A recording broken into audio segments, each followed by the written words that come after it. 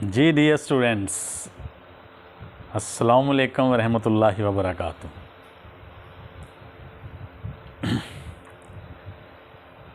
I'm very pleased to have your comments, and of course it's a very healthy one on your part that you are trying to understand the things. That's why you are raising questions. So today I'm going to satisfy and gratify your questions. जी dear students, बहुत ही हौसला अफ़ज़ा बात होती है ये कि जब आप क्वेश्चन करते हैं। मैं अक्सर कहा करता हूँ, वन हु क्वेश्चंस लर्न्स। जो सवाल करता है वो सीखता है। So it's a healthy sign on your part कि आप सीखना चाहते हैं, और इंशाल्लाह हर संडे को आपके कमेंट्स में जो भी आपकी क्यूरीज़ होंगी, आपकी तरफ से क्वेश्चंस होंगे, मैं उनको आंसर किया करूँगा। तो आज का पहला क्वेश्चन जो पूछा गया, एक स्टूडेंट ने पूछा, हमारे एक स्टूडेंट ने पूछा जो कि कम्पेटिटिव एग्ज़ाम्स में अपीयर होने जा रहे हैं, मुकाबला के इम्तहान में अपीयर होने जा रहे हैं। तो ज़ाहिर है कंपटीशन बहुत स्टिफ होती है जब आप CSS और PMS में अपीयर होने जा रहे होते हैं। तो उन्होंने पूछा कि सर कोहेरेंस के बारे में बताएं। कोहेरेंस इन राइटिंग, देखें अगर डे टू डे कन्वर्सेशन में भी देखें कि अगर आप कोहेरेंट नहीं होते या आपकी कन्वर्सेशन में एक कोहेरेंस नहीं होती, कड़ी से कड़ी नहीं मिली होती, तो आपकी बात लिसनर के लिए तवज्जो का बायस या दिलचस्पी का बायस नहीं रहती। It's a very important element whether it is your conversation or a writing. अब कोहेरेंस, पहला क्वेश्चन डियर स्टूडेंट्स जो आपने पूछा, कोहेरेंस क्या है?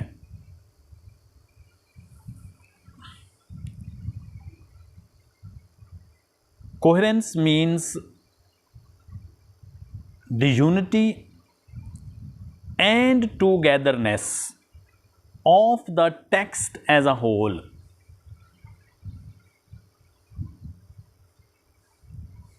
As a whole, इस तरह डियर स्टूडेंट्स देखें कि अगर मैं और इसकी एक डेफिनेशन सोचूं तो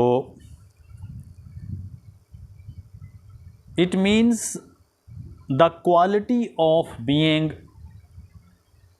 लॉजिकल एंड कॉन्सिस्टेंट, कि एक सिलसिला हो, कड़ी से कड़ी मिली हुई हो, कि एकदम बात करते करते जो रबत है आपका वो टूट ना जाए बीच में।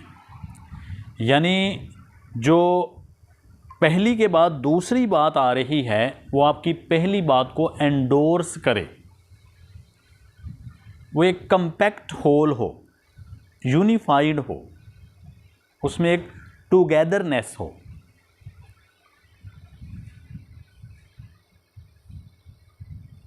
देखें कि सिमेट्री, जैसे मैंने आपको एक लेक्चर में कहा भी था कि symmetry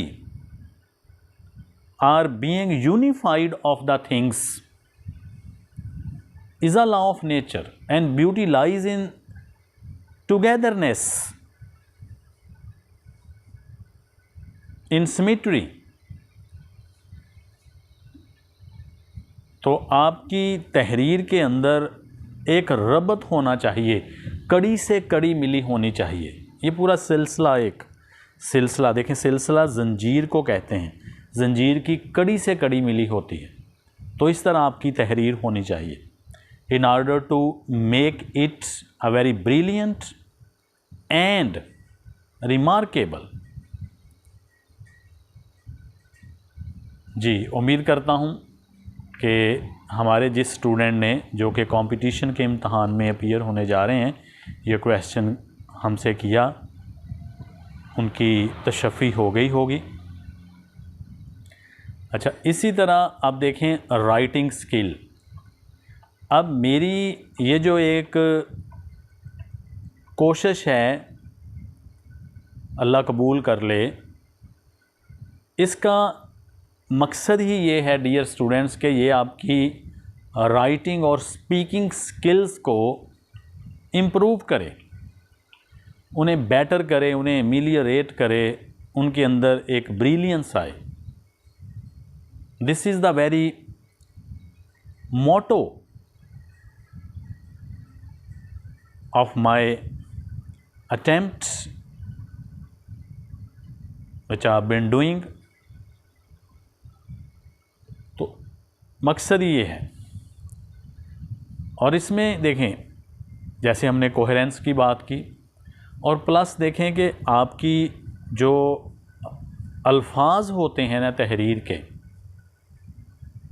they do a key role to bring credit to your writing.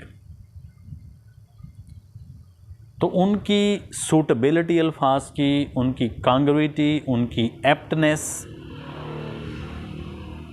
के मौके के मुताबिक जो आप हैं उन अल्फाज की प्लेसमेंट करें,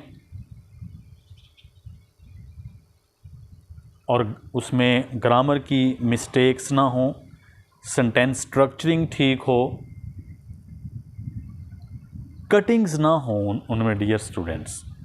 देखें, कटिंग्स जो होती हैं, cuttings mar the beauty of your attempts. इन चीज़ों को फॉलो करें। फिर मैंने आपको एक बात लेक्चर्स में ये भी बताई थी कि आप देखें कि जब आपको एक क्वेश्चन पूछा जाता है, अब उस क्वेश्चन के टेंस को देखें और उसी टेंस के अंदर फिर आप उसको आंसर करें। एक्सेप्ट कि आपने कोई प्रवर्ब वहाँ कोट करनी है, कोई सेइंग या कोई मैक्सिम या कोई टैग, कोई कहावत देनी है, तो ज़ाहिर है उसका हम टेंस तब्दील नहीं कर सकते होते, और वो इन्वर्टेड कॉमास के अंदर होती है। तो राइटिंग स्किल को कैसे इम्प्रूव किया जाए, ये भी हमारे एक स्टूडेंट ने पूछा। उम्मीद करता हूँ कि उनको भी मेरी ये बात समझ आ गई होगी, इंशाल्लाह इंशाल्लाह इंशाल्लाह। तो हमारे एक स्टूडेंट ने क्वेश्चन किया, क्योंकि आजकल इम्तहानात का दौरा है, एफएससी पार्ट 1 पार्ट 2 के स्टूडेंट्स जो हैं इंटर के, वो देयर एग्ज़ाम्स आर नियरिंग। तो एक स्टूडेंट ने क्वेश्चन किया कि सर मुझे जो है ना ड्यूरिंग स्टडी बहुत टेंशन हो जाती है। देखें, मैंने एक एजुकेशनिस्ट को पढ़ा, वो एजुकेशनिस्ट लिखता है कि anxiety about future is a healthy sign in a student. देखें, मुस्तकबिल के लिए एंग्जाइटी ये एक हेल्दी साइन है। अब देखें, एंग्जाइटी, अब इसमें ये बात मैं ज़रूर कहूँगा हदीस के बाबत कि म्याना रवि, moderation is the best policy in all matters of life, कि आप हर मामले में एतदाल में रहें। जब भी आप किसी चीज़ को एक्सेस में ले जाते हैं ना, वो प्रॉब्लम करती है। Do your best and trust in God. ठीक है, अपनी पूरी कोशिश करें, और अल्लाह पे छोड़ दें ताए। So always trust in God, doing your best, it always page you effusively, believe it, because where there is a will there is a way, राहें निकल आती हैं। It all depends on your intention. So go positively towards all affairs of life. तो access में ना जाएं, tension देखें।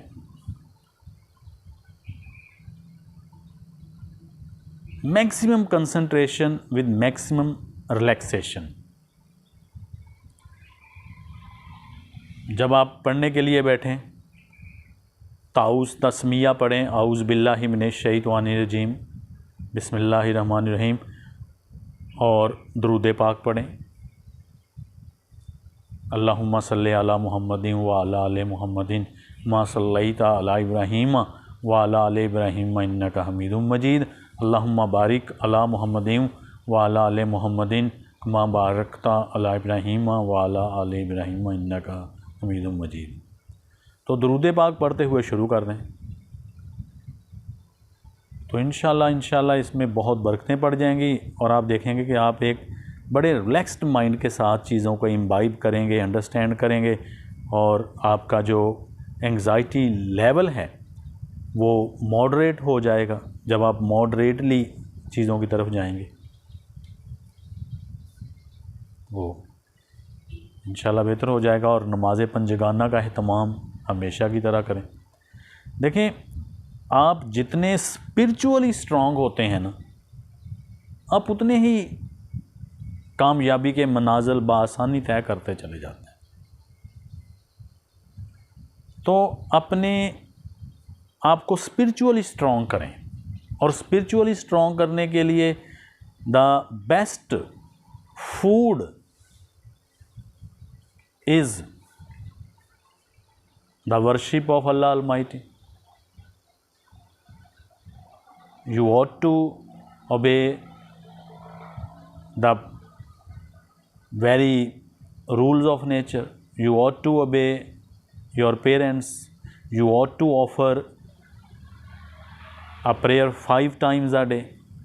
You ought to offer the prayer 5 times a day with congregation. मर्द हैं मस्जिद में जाके बाजमात नमाज अदा करें, ख़वातीन हैं वो घर में पंजगाना नमाज का एहतमाम करें। तो ये माहौल बनाएं। ये आपको स्पिरिचुअली चीज़ें बहुत स्ट्रेंथ करती हैं। जब आप स्पिरिचुअली स्ट्रॉन्ग हैं तो यकीन करें मामलात ज़िंदगी के आसान हो जाते हैं। उम्मीद करता हूँ कि ये सवाल भी जो हमारे स्टूडेंट ने पूछा था उनको फ़ायदा हुआ होगा मेरे इस आंसर से। इंशाल्लाह लाज़मी हुआ होगा इंशाल्लाह, इसमें तो शक नहीं, ला रईब। तो इन चीज़ों को अब ज़िंदगी में अबाइड बाई करें इंशाल्लाह। आसानियाँ ना सिर्फ यहाँ बल्कि हेयर आफ्टर में भी आसानियाँ ही आसानियाँ हैं। जी डियर स्टूडेंट्स, ये आज का हमारा क्वेश्चन एंड आंसर सेशन है जो ख़त्म हुआ। उम्मीद करता हूँ कि जिन तलबा व तालबात ने ये सवालात किए होंगे वो सैशिएट हो गए होंगे मेरे इन आंसर से। तो इसी तरह डियर स्टूडेंट्स, आप ज़्यादा से ज़्यादा दिलचस्पी से लेक्चर्स को सुने, और बारहा कहता हूँ कि आप पूरा लेक्चर सुना करें, फिर चीज़ें समझना आसान हो जाते हैं। जब एक लेक्चर ले लिया उससे अगला लेक्चर उससे जुड़ा हुआ है, तो ये भी एक कोहेरेंस है। कोहेरेंस जो है ना, जैसे मैंने कहा, it's a law of nature. तो आप ज़रूर है कि हर लेक्चर को पूरा सुने और बीच में ओमिट ना करें। और अपने फ्रेंड्स को, फैमिली फ्रेंड्स को, रिलेटिव्स को भी इस चैनल के बारे में बताएं। ज़्यादा से ज़्यादा सब्सक्राइब हो, लोगों का फ़ायदा हो। सब्सक्रिप्शन बहुत ज़रूरी है ताकि मैं ऐसी चीज़ें आपके लिए डियर स्टूडेंट्स लाता रहूं। इंशाल्लाह।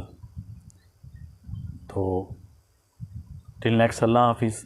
अपना बहुत बहुत ख्याल रखिएगा। अल्लाह सुब्हानहू व तआला आप लोगों को आसानियाँ दें और आसानियाँ तकसीम करने का शरफ़ अता फ़रमाएँ।